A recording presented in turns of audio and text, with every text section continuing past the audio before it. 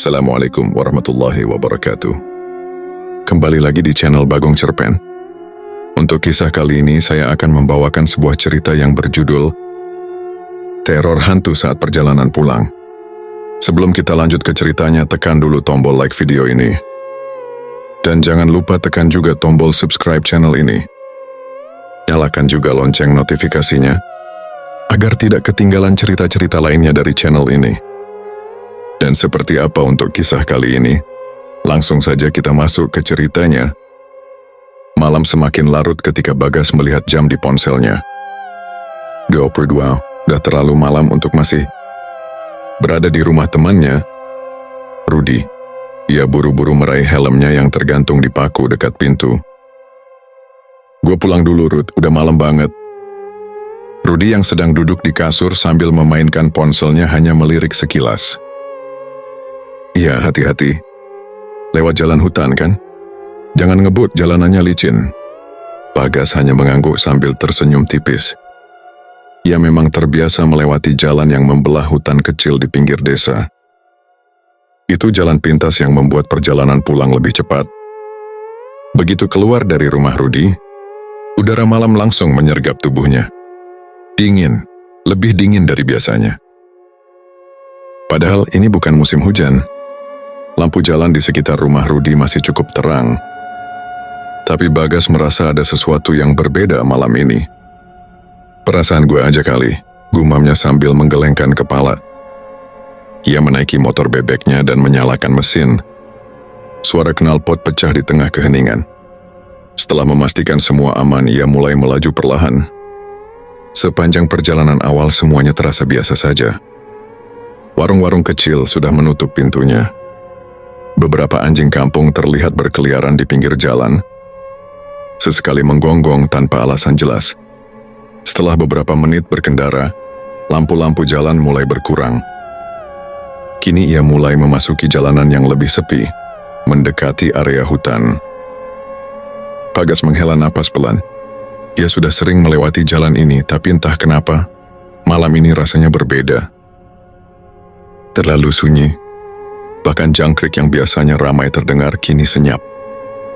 Angin berhembus lebih kencang, membuat dedaunan bergesekan dan menciptakan suara yang aneh di telinganya. Bagas mencoba mengabaikan, tetap fokus pada jalan. Namun tanpa sadar, tangannya mulai menggenggam setang motor lebih erat. Di tikungan pertama memasuki area hutan, ia tiba-tiba merasakan sesuatu. Seperti ada yang mengawasi. Jantungnya mulai berdegup lebih cepat. Ia menoleh sekilas ke spion. Jalanan kosong. Tidak ada kendaraan lain. Namun perasaan tidak nyaman itu semakin kuat. Sampai akhirnya, di pinggir jalan, di bawah pohon besar yang rindang, sesuatu berdiri. Bagas hanya sempat melihat sekilas, tapi cukup untuk membuat bulu kuduknya meremang.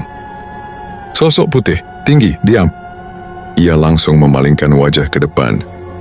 Sial, apa itu? Tangannya gemetar di setang motor. Ia ingin menoleh lagi, tapi sesuatu dalam hatinya berkata jangan. Udara semakin dingin, suasana semakin mencekam. Dan kemudian, sebuah suara napas berat terdengar samar, seolah ada yang berdiri tepat di belakangnya. Bagas langsung menarik gas sekencang-kencangnya. Motor melaju cepat sementara hatinya berdebar kencang. Ia belum tahu ini baru permulaan. Bagas terus memacu motornya melewati jalanan sempit yang dikelilingi pepohonan tinggi. Angin malam menerpa wajahnya, tapi bukan itu yang membuat tubuhnya menggigil. Ia masih merasakan sesuatu di belakangnya. Setiap kali ia melirik ke spion, matanya hanya menangkap bayangan gelap, tapi perasaan itu tidak hilang. Seperti ada yang mengikuti dari kejauhan. Fokus gas, jangan pikir aneh-aneh, gumamnya mencoba menenangkan diri. Namun saat ia melewati tikungan tajam di antara pohon-pohon besar, sesuatu membuat napasnya tercekat. Di sisi kiri jalan, hanya beberapa meter dari motornya, sosok itu muncul lagi. Sama seperti tadi, tinggi putih berdiri diam di balik pepohonan. Tapi kali ini Bagas bisa melihatnya lebih jelas. Bayangan itu bukan hanya sekadar putih samar. Ia berbentuk tubuh manusia, dengan kain panjang yang menjuntai ke tanah. Wajahnya tidak terlihat, hanya hitam kosong tanpa mata, tanpa mulut. Bagas merasakan kakinya melemas. Tangannya berkeringat meskipun udara malam begitu dingin. Ia ingin berteriak, tapi suara tercekat di tenggorokannya. Lalu, dalam hitungan detik sosok itu menghilang. Tidak ada suara, tidak ada gerakan. Hanya keheningan yang semakin mencekam. Bagas tidak berani menoleh lagi. Ia menarik gas lebih dalam, berharap bisa segera keluar dari jalan ini. Namun sebelum sempat merasa lega, teror baru muncul. Dari balik pohon di depannya, sebuah cahaya kemerahan melayang perlahan ke tengah jalan. Awalnya kecil, seperti bara api. Tapi semakin lama, api itu membesar, hingga terlihat jelas bentuknya. Bagas ingin tidak percaya dengan apa yang ia lihat, tapi matanya menangkap semuanya dengan jelas. Sebuah bola api berbentuk kepala manusia. Rambutnya seperti terbakar, matanya kosong, dan mulutnya menganga seolah berteriak. Bola api itu melayang perlahan lalu mulai bergerak cepat ke arahnya. Bagas panik. Tangannya hampir terpeleset dari setang motor. Astagfirullah. Ia ingin berteriak, tapi tubuhnya terlalu kaku. Jantungnya berdetak kencang hampir keluar dari dadanya. Bola api itu terus mendekat. Suhunya terasa di kulit, panas dan mengancam. Bagas harus melakukan sesuatu. Tanpa pikir panjang, ia mulai membaca doa yang diingatnya. Dengan suara gemetar, ia melantunkan ayat kursi. Berharap ini bisa menyelamatkannya. Dan seketika bola api itu melambat. Suara melengking terdengar di udara, seperti jeritan kesakitan. Api yang menyelimuti kepala itu berkedip-kedip semakin redup. Bagas tidak berhenti. Ia membaca doa lebih cepat, lebih kencang meskipun suaranya bergetar. Bola api itu bergetar di udara lalu perlahan-lahan menghilang. Bagas tidak menunggu lebih lama. Ia langsung memacu motornya sekencang mungkin. Tidak peduli jalan di depannya gelap dan berliku. Yustu hanya diingin segera keluar dari jalan ini. Tapi ia tahu, teror ini belum selesai. Jalanan semakin gelap, hanya diterangi lampu motor Bagas yang bergetar karena kecepatan tinggi. Jantungnya masih berdegup kencang setelah kejadian barusan. Pikirannya kacau, tapi satu hal yang jelas. Ia harus segera keluar dari jalan ini. Namun sesuatu terasa aneh. Bagas merasa sudah melaju cukup jauh, tapi kenapa jalanan masih terasa sama? Pepohonan yang tinggi, udara yang semakin dingin dan keheningan yang tidak wajar. Gak mungkin gue masih di tempat yang sama. Bagas bergumam, mulai merasa ada yang tidak beres. Ia melirik jam di ponselnya. Layarnya gelap mati. Bagas mengerutkan kening. Baterainya masih cukup sebelum ia berangkat dari rumah Rudi. Kenapa tiba-tiba mati? Tiba-tiba, brak! Suara keras terdengar dari dalam hutan di sebelah kanan jalan. Seperti pohon tumbang atau sesuatu yang jatuh dengan keras.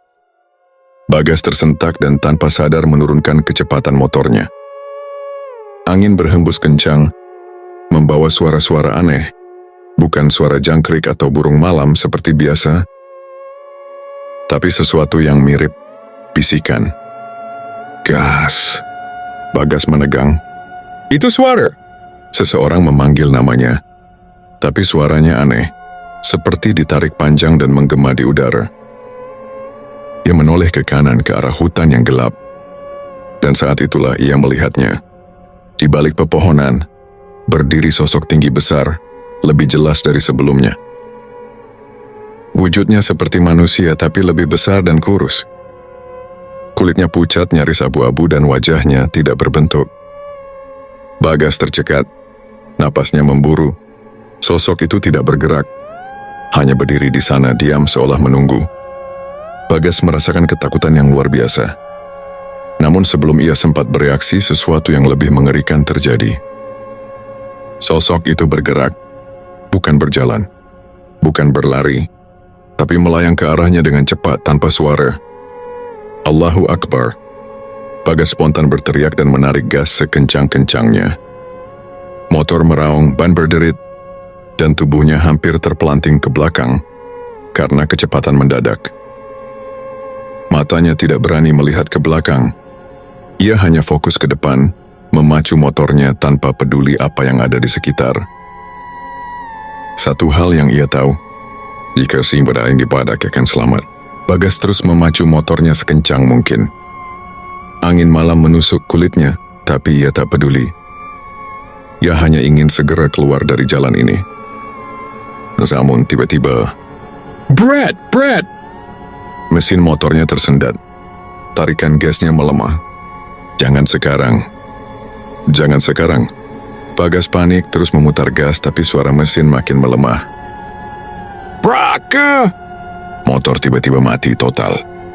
Lampu depan padam, suara mesin hilang, dan roda terasa berat seolah terkunci. Bagas hampir kehilangan keseimbangan dan buru-buru menurunkan kakinya ke tanah. Astagfirullah. Kenapa mati sih? Bagas berusaha menyalakan ulang motornya. Ia mengengkol starter berkali-kali tapi tidak ada reaksi. Udara malam semakin dingin. Angin berhenti berhembus. Suasana mendadak hening, terlalu hening. Bagas menelan ludah. Lalu dari balik pepohonan, sebuah suara napas berat terdengar. Siapa itu? Bagas berteriak, suaranya bergetar. Dari bayangan gelap di antara pepohonan, muncul sosok-sosok mengerikan. Matanya membelalak. Ada 3 sosok yang berdiri di sana. Yang pertama sosok tinggi besar dengan wajah kosong. Tubuhnya kurus dengan kulit pucat seperti mayat. Tangannya panjang menjuntai ke tanah.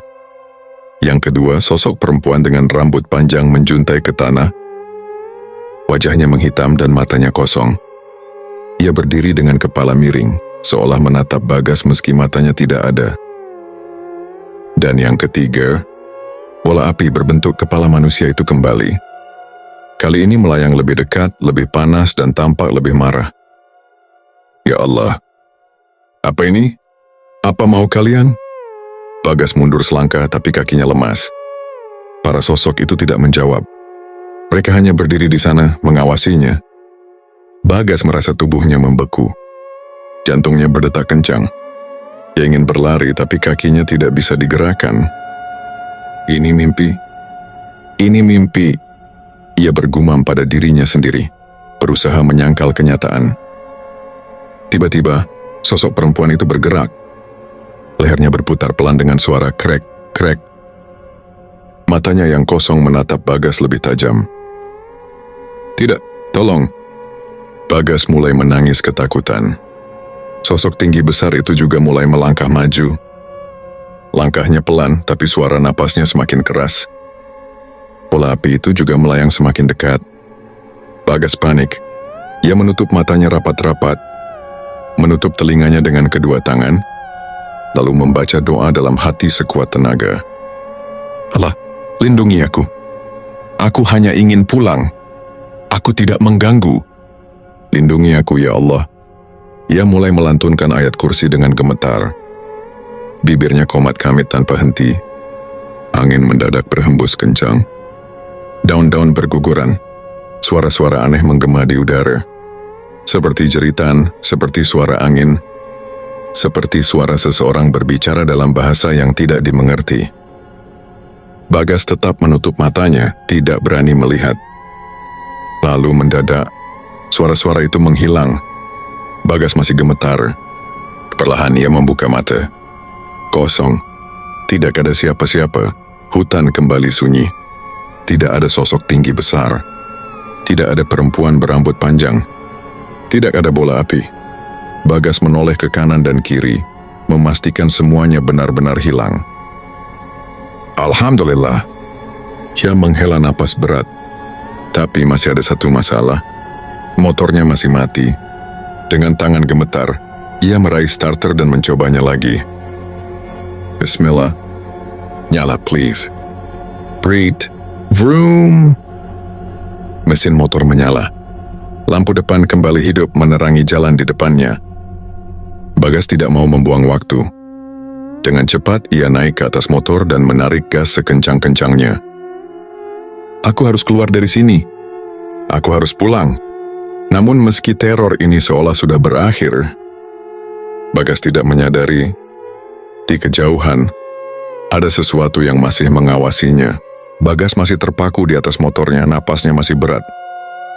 Cahaya lampu jalan yang tadi terlihat jauh kini terasa seperti penyelamat. Ia melajukan motornya dengan lebih perlahan, memastikan dirinya benar-benar sudah keluar dari jalur hutan. Saat ia melaju lebih dekat ke jalan utama, terlihat lampu dari motor lain yang datang dari arah berlawanan. Bagas langsung melambaikan tangannya dengan panik. Mas, berhenti sebentar, teriaknya dengan suara sedikit gemetar. Motor itu pun melambat, lalu berhenti di sampingnya. Pengendaranya memakai jaket hitam tebal, dengan helm full face berwarna gelap. Dari posturnya, sepertinya pria itu cukup berumur. Kenapa, Mas? Motornya mogok? Tanya pria itu dengan nada datar.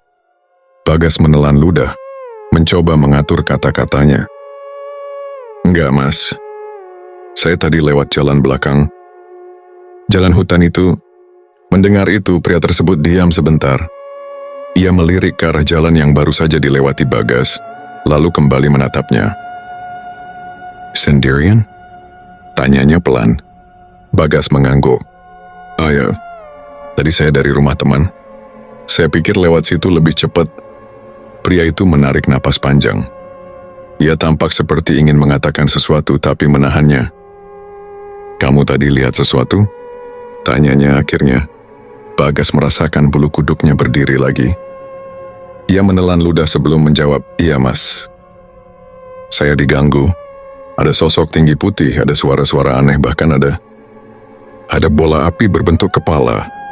Mata pria itu sedikit melebar, tapi ekspresinya tetap tenang. Dan motormu sempat mati kan? Katanya dengan nada yang lebih pelan. Bagas terkejut. Loh, kok Mas tahu? Pria itu menghela napas lagi. Bukan cuma kamu yang pernah ngalamin ini. Bagas semakin penasaran. Maksudnya gimana, Mas?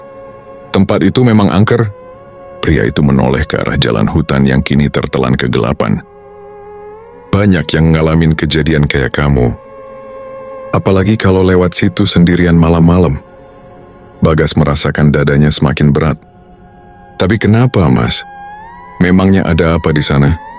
Pria itu menggelengkan kepala pelan. Bukan urusan kita buat tahu lebih jauh. Yang penting Tikam selamat. Bersyukur kamu masih bisa keluar dari sana. Bagas diam. Pikirannya masih berkecamuk, tapi hatinya berkata bahwa lebih baik ia tidak bertanya lebih dalam. Pria itu menepuk bahunya pelan. Saran saya, jangan pernah lewat sana lagi kalau sudah malam. Dan kalau harus lewat jalan manapun, jangan lupa berdoa. Minta izin sama yang punya tempat. Bagas mengangguk cepat.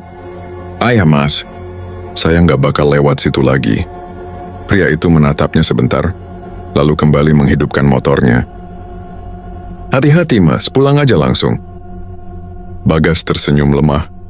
Makasih Mas. Ia melihat pria itu melaju menjauh, meninggalkannya sendiri di pinggir.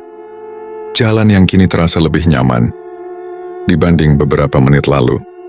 Bagas menarik napas panjang. Aku harus segera pulang dan cerita ke orang rumah. Dengan hati yang masih sedikit berdebar, ia kembali menarik gas motornya dan melaju menuju rumah. Namun di dalam kepalanya masih ada satu pertanyaan yang terus menghantuinya. Apa sebenarnya yang ada di jalan itu?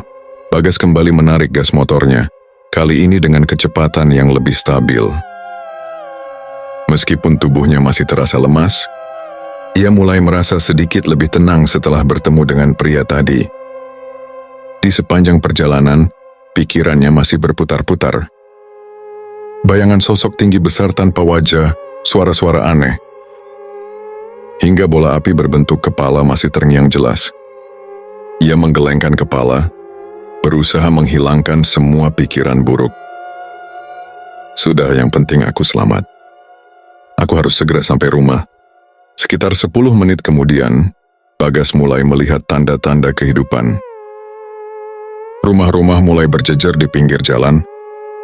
Beberapa warung kecil masih buka, dan beberapa orang tampak duduk santai di teras rumah mereka.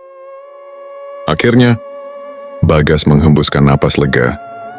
Ia mempercepat motornya sedikit lagi hingga akhirnya sampai di depan rumahnya.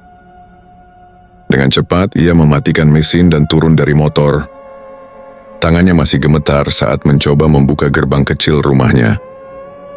Setelah berhasil masuk, ia langsung mendorong pintu depan rumah dan menemukan ibunya. Sedang duduk di ruang tamu, menonton TV.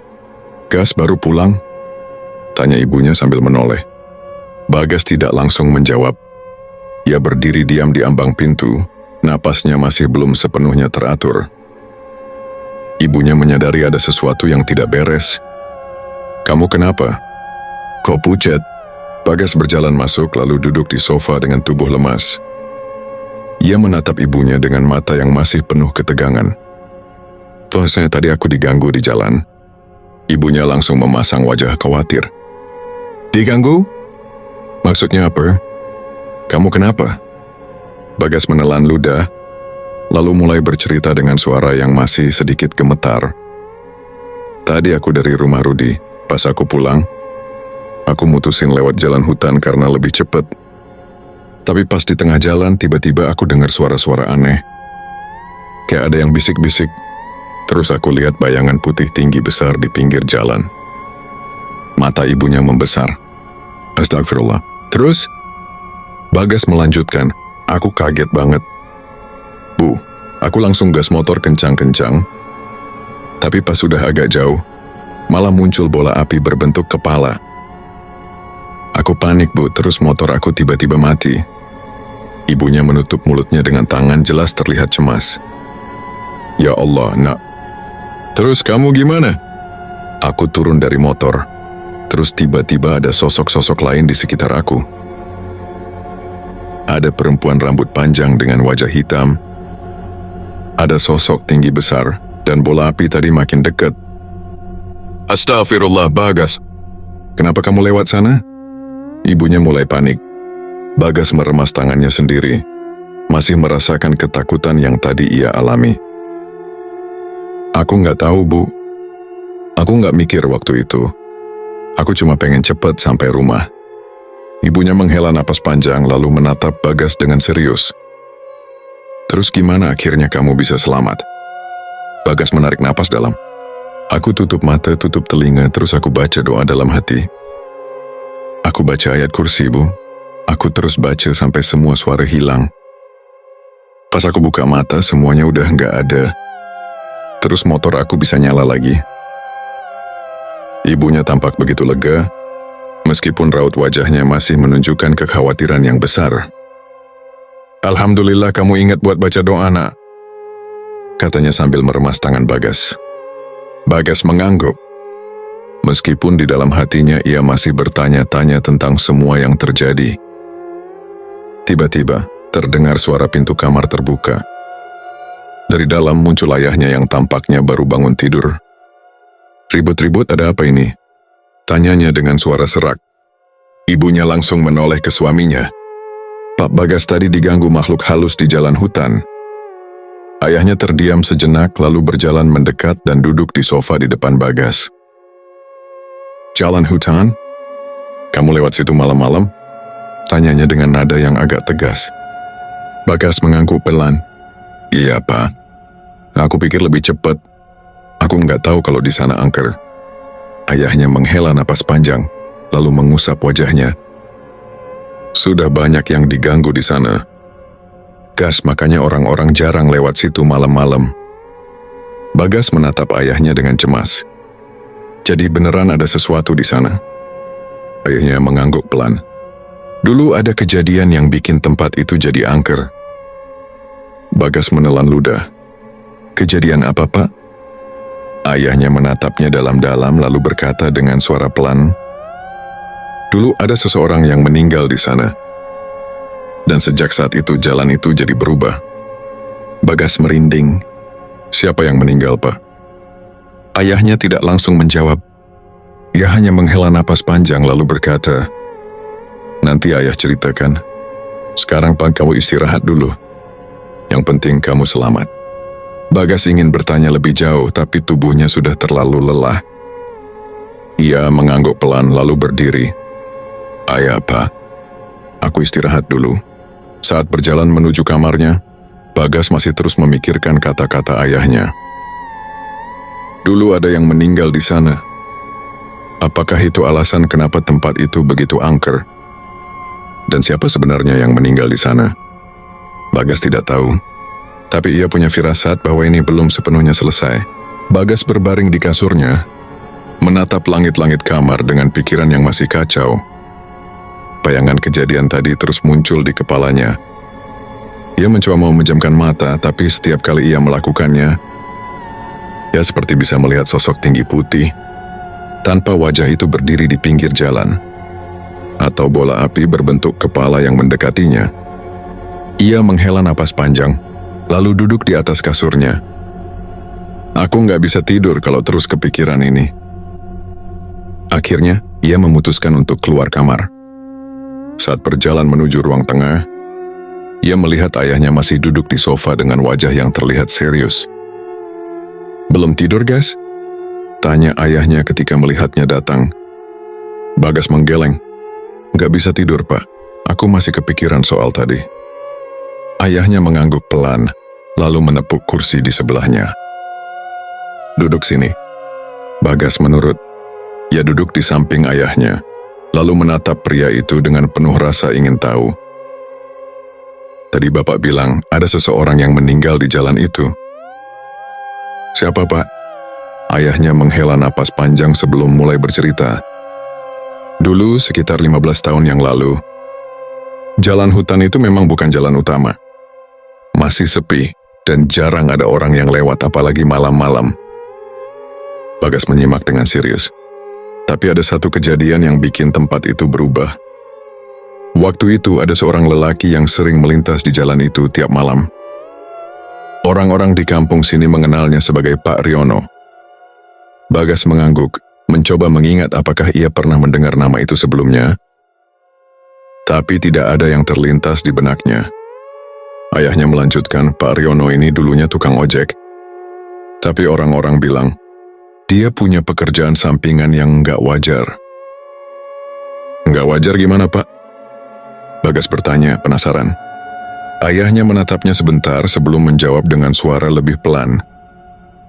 Katanya dia suka main pesugihan. Bagas merinding. "Pesugihan?" Ayahnya mengangguk. "Iya, orang-orang bilang dia sering ke hutan itu tengah malam dan selalu membawa seseyun. Beberapa orang pernah melihatnya berbicara sendirian di tengah jalan. Seolah-olah ada yang diajak bicara, padahal nggak ada siapa-siapa." Bagas merasa tenggorokannya mengering. "Terus, Pak, apa hubungannya sama kejadian di sana?" Ayahnya menarik napas panjang. Suatu malam Pak Riono ditemukan tewas di jalan itu. Orang-orang menemukannya pagi-pagi. Tubuhnya terbakar habis seperti disambar petir atau tersambar api. Tapi anehnya, nggak ada tanda-tanda kebakaran di sekitar tubuhnya. Bagas menelan ludah. "Jadi bola api yang aku lihat tadi?" Ayahnya mengangguk. "Banyak yang percaya itu adalah arwah Pak Riono," katanya. "Dia dihukum oleh makhluk yang dulu memberinya pesugihan. Sejak kejadian itu, setiap orang yang lewat jalan itu, sendirian di malam hari, sering melihat bola api itu, atau mendengar suara-suara aneh." Bagas menggigit bibirnya. "Lalu sosok tinggi putih itu juga bagian dari terornya?" Ayahnya menggeleng. Itu yang masih jadi misteri. Beberapa orang pernah melihat sosok itu juga, tapi nggak ada yang tahu pasti siapa atau apa dia. Bagas terdiam. Semua cerita ini terasa terlalu nyata baginya. "Makanya, Gas, mulai sekarang kalau kamu mau kemanapun, jangan lupa izin. Jangan asal lewat, apalagi di tempat-tempat sepi. Dunia ini bukan cuma milik kita." Bagas mengangguk pelan. Ia benar-benar menyesali keputusannya lewat jalan itu tadi. Iya Pak, aku ngerti sekarang. Ayahnya menepuk bahunya pelan. Bagus, sekarang istirahatlah. Jangan terlalu dipikirkan. Bagas berdiri lalu kembali ke kamarnya. Namun saat ia berbaring di kasur, ia tahu satu hal. Kisah ini belum selesai. Bagas merasa ada sesuatu yang masih belum terungkap tentang jalan itu dan tentang sosok tinggi putih yang muncul di sana. Dan entah kenapa, ia punya firasat bahwa ini bukan terakhir kalinya ia berurusan dengan mereka.